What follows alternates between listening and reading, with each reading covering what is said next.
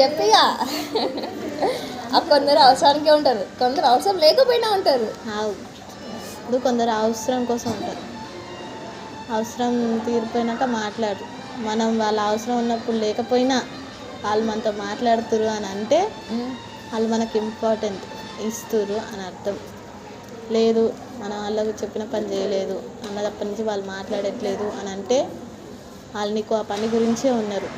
లేదు వాళ్ళు చెప్పిన పని నువ్వు చేయలేదు అయినా నార్మల్గానే ఉన్నారు, ఏదో కొద్దిసేపు కోపం చూపించి ఆ తర్వాత నార్మల్గానే ఉన్నారు అని అంటే వాళ్ళు యాజ్ ఎ ఫ్రెండ్గా కానీ ఎట్లా కానీ యాక్సెప్ట్ చేసినట్టు ఉంటుంది. లేదు అవసరానికే ఉంటారు, లేకపోతే అసలు కనిపించను కూడా కనిపించరు, కనిపించినా కూడా మాట్లాడరు అని అంటే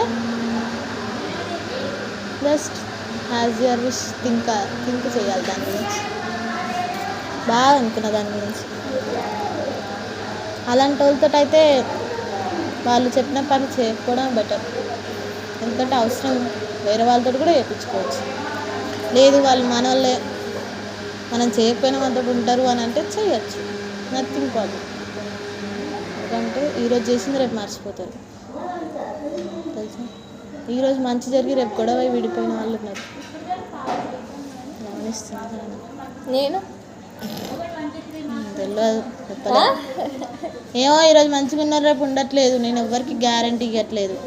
నాకు గ్యారంటీ ఇవ్వాలి, గ్యారంటీ ఇవ్వాలి. చెప్పలేమే, నాకు చెప్పాలి. గ్యారంటీ ఇచ్చిన వాళ్ళకి ఎక్కువ అవుతుంది తెలుసా.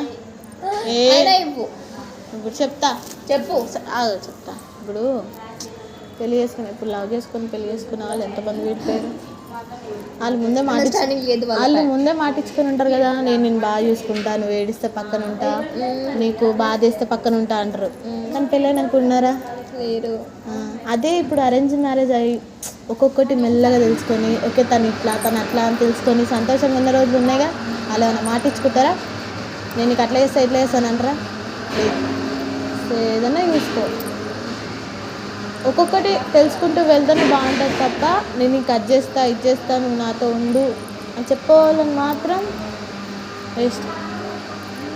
మనతో ఉండాలని అనుకునే వాళ్ళు ఎట్లా అంటే చెప్పరు, చేయాల్సింది చేస్తారు. మెయిన్ పాయింట్ ఏంటంటే ఈ మధ్య అయితే చాలా రీల్స్లో చూసినా నాకు కూడా అట్లే అనిపిస్తుంది. కానీ బయటికి నవ్వుతూ ఉన్న కళ్ళల్లో బాగా తెలుస్తుంది చూడు, వాళ్ళని మాత్రం వదలొద్దు. నార్మల్గా ఉండేవాళ్ళు బయటకు నవ్వుతున్నా వీళ్ళు బాగానే ఉన్నారు కదా అనిపిస్తుంది. కానీ దగ్గర ఉన్న వాళ్ళు నవ్వుతున్నా కూడా బయట నవ్వేది లోపల నుంచి వచ్చి నవ్వేదని బాగా తెలుస్తుంది. అలాంటి వాళ్ళని దూరం చేసుకుంటే లైఫ్ని దూరం చేసుకున్నట్టు.